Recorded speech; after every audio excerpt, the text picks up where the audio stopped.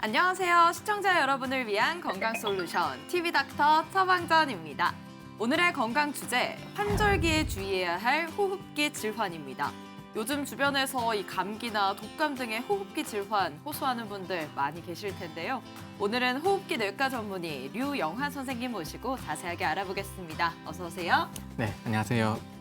호흡기 뇌과 전문의 류영하입니다. 반갑습니다. 반갑습니다. 선생님, 이제 제법 가을 날씨처럼 쌀쌀해졌지만 아직도 낮에는 덥기도 하거든요. 요즘과 같은 이 환절기에 호흡기 질환에 걸리지 않도록 우리가 왜 주의해야 하는지 알려주신다면요? 예, 비나 눈이 오면서 우리는 감기에 걸리며 계절의 변화를 느낍니다. 조금 더 정확하게 말하면 온도와 습도의 변화를 통해 계절을 느끼는데요. 건조한 공기가 기도 점막 면역에 큰 영향을 줍니다. 기도 점막 변화에 의해서 공기 중에 원래 존재하던 계절성 세균, 바이러스, 먼지, 곰팡이가 체내에 쉽게 침투할 수 있게 되고, 그렇게 될 때 환절기에 차가운 공기가 우리 몸의 면역 체계를 악화시키면서 호흡기 질환이 유발됩니다. 그렇다면 보통 이 호흡기 질환을 대표하는 증상이 감기잖아요. 그런데 이 감기를 정의하는 게 어렵다는 말도 들었는데 어떤 의미인지 설명해 주시죠. 예, 넓은 의미로 통용하는 감기를 정의하기가 굉장히 어렵습니다. 실제 진료할 때도 외래 오시는 환자분들 표현 중에 가장 어려운 단어가 감기다. 예를 들면 감기가 낫지 않아요. 아니면 감기가 오래 가요라고 말씀하시는데 증상을 자세하게 묘사하면 이제 코감기라고 하면은 코 점막의 건조에 의한 증상. 그래서 코 가려움, 콧물, 재채기, 코막힘, 코피, 코딱지 이런 것들을 느낄 수 있고요. 목 쪽의 감기는 목 점막의 건조에 의한 증상으로 목이 간질간질하다, 기침한다, 가래가 있다, 인후통이 있다가 대표적인데요. 이러한 코와 목의 건조에 의해서 느끼는 그런 감각과 또 세균하고 바이러스에 대해 저항하는 일련의 과정을 통칭해서 감기라고 이야기를 합니다. 그렇다면 이 외에도 다른 증상이 나타난다면 어떤 게 있을까요? 특이한 세균에 의한 균주에 의한 증상의 차이는 크게 없습니다.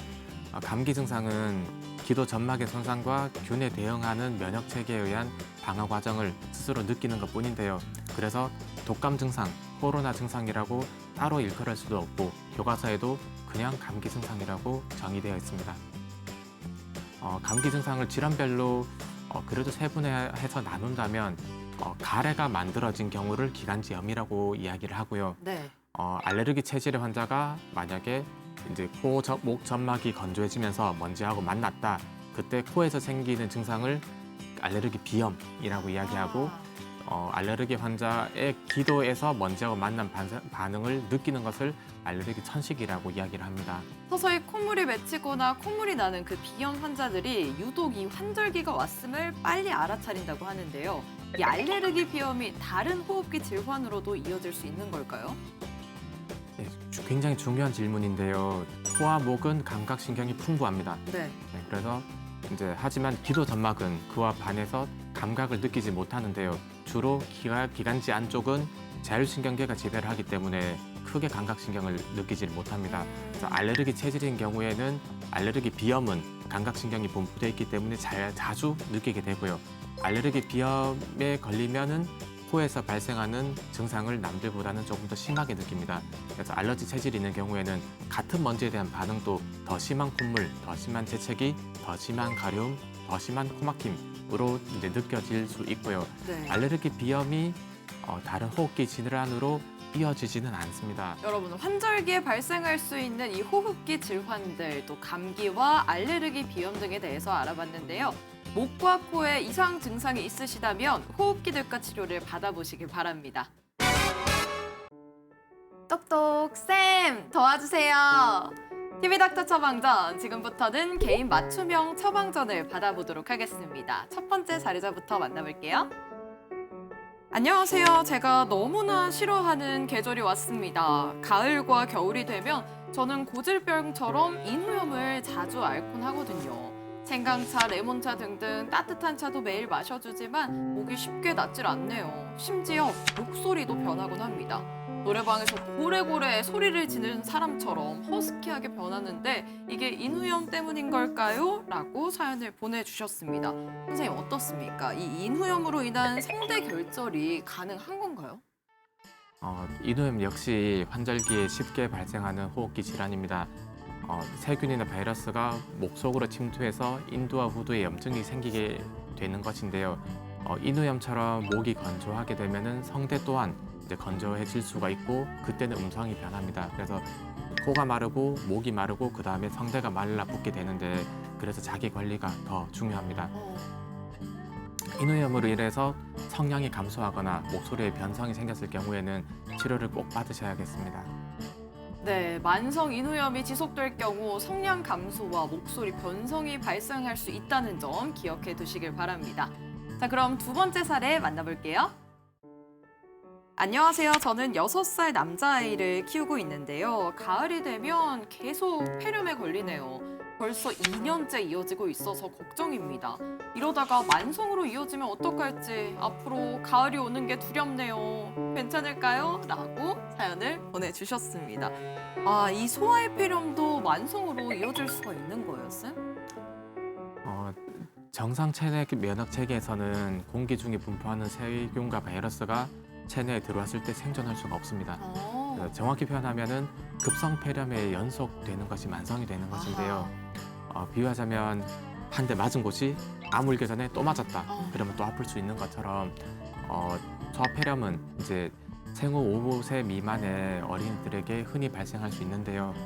폐 조직에 염증이 생기게 되는 것을 폐렴이라고 하는데 이게 급성 반응이 만성으로 이어지지 않도록 철저하게 자기 관리가 중요합니다. 기도 점막을 관리하면서 체내 면역이 유지될 수 있도록 식사도 가볍게 하고 충분히 쉴 수 있게 해주고 기도 점막이 건조하지 않도록 좋은 환경을 만들어줘서 아이가 더 이상 힘들어하지 않도록 부모님의 돌봄이 더 절실히 필요합니다. TV 닥터 처방전, 환절기에 찾아오는 호흡기 질환에 대해 알아보고 있습니다. 이 호흡기 질환 증상이 나타난 것을 인지했다면 빠르게 치료를 받아야 할 텐데요. 각 증상별로 어떻게 관리를 하면 좋을까요? 네, 감기는 속설에 약을 쓰면 일주일, 약이 없으면 7일이라는 그런 우스갯소리도 있는데요. 네. 약을 쓰나 안 쓰나 몸이 나을 때가 되면 낫는다는 의미입니다. 즉 손상된 점막에서 체내 면역이 작동하게 되면서 균을 막아주기 때문에 약이 필요 없습니다. 그 균을 막아주는 과정을 감기라고 이야기를 했었습니다. 하지만 증상이 견디기 힘들다면 내가 균을 잡는 그 활동이 견디기 힘들다면 약도움을 받아서 편하게 지낼 수도 있는데요. 독감의 경우에는 늦가을부터 초겨울까지 주로 A형, 또 이제 늦겨울부터 초봄까지는 B형 독감이 일반적으로 공기 중에 분포해 있습니다. 약을 처방받고 수액을 보충해서 내가 균을 잡는 과정에 쓰러지지 않도록 보충해 주는 것이 중요하고요. 네. 세균성 폐렴인 경우에는 체력 관리가 더 중요합니다. 세균성 폐렴은 굉장히 피곤해서 내가 점막이 손상된 상태에서 균을 죽이는 활동, 열이 나거나 기침을 하거나 하는 활동을 할 수 없을 정도로 체력이 떨어졌을 때 세균이 내 몸에 집을 짓고 사는 과정을 폐렴이라고 얘기를 하는데요. 네. 충분히 휴식해서 내 몸의 면역 체계가 돌아와서 내가 힘이 생기면 균을 잡을 수 있게 됩니다. 그때까지 약이 조금 도와주게 됩니다. 그렇군요. 1, 2주 정도 충분하게 항생제도 쓰고 휴식을 하면서 회복을 하시면 좋겠습니다. 자, 그렇다면 이 환절기에 코와 목감기 증상을 피해가는 방법, 아마도 이 개인 위생 관리가 가장 중요하겠죠? 예, 그렇습니다. 가장 중요한 것은 스스로가 보호를 하는 건데요. 손 씻기, 마스크 착용은 이미 잘 알고 계실 겁니다. 네. 마스크 착용은 균을 막아주는 것뿐만 아니라 실제로 더 중요한 역할은 내 호흡기계통에 존재하고 있는 수분이 외부로 뺏기지 않도록 내 기도가 건조해지지 않도록 보호해주는 역할을 할 수 있기 때문에 외출할 때 가능하다면 반드시 챙겨주시고 개인 면역의 기준에서는 기도 점막 보습이 가장 중요합니다.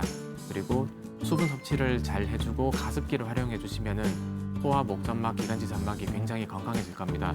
그러면서 무리하지 않은 규칙적인 운동 그리고 영양가 있는 식사도 잘 하시고 그렇게 해서 면역력을 높여주면은 세균이 침투했을 때 건강한 감기 반응을 통해서 심한 폐렴에까지 이르지 않을 수 있습니다.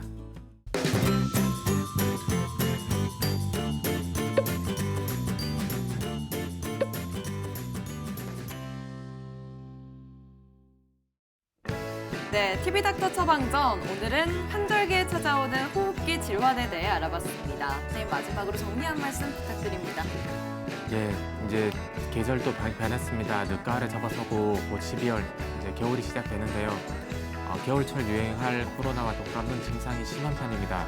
건강하다고 스스로 생각하고 계시더라도 미리 예방접종을 해서 균이 들어왔을 때 세균을 잘 잡을 수 있도록 방어해 주는 것이 중요하겠습니다. 감염은 바이러스와의 전쟁입니다. 예방접종을 한다고 했을 때 그 숨은 뜻은 바이러스와의 전쟁에 대비한 체내 면역 체계의 훈련 과정인데요.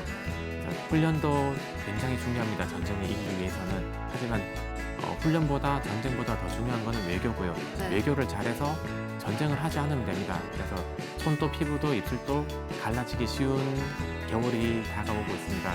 귀도 점막이 갈라져서 세균과 만나지 않도록 이제 공기 중에 독감도 스스로 피할 수 있는 충분한 점막 면역 체계, 그리고 균이 들어왔을 때 열심히 싸울 수 있는 충분한 체내 면역 체계 모두 다 갖추시고 건강하게 겨울을 잘 보내시기를 바라겠습니다. 네, 면역력을 갖춰서 애초에 감기에 걸리지 말자라는 말씀 해주셨습니다. 오늘 말씀 고맙습니다. 네, 저희는 다음 주 이 시간에 더욱 알차고 유익한 처방전 가지고 다시 돌아오겠습니다. 여러분, 오늘 하루 더 행복하고 더 건강하세요.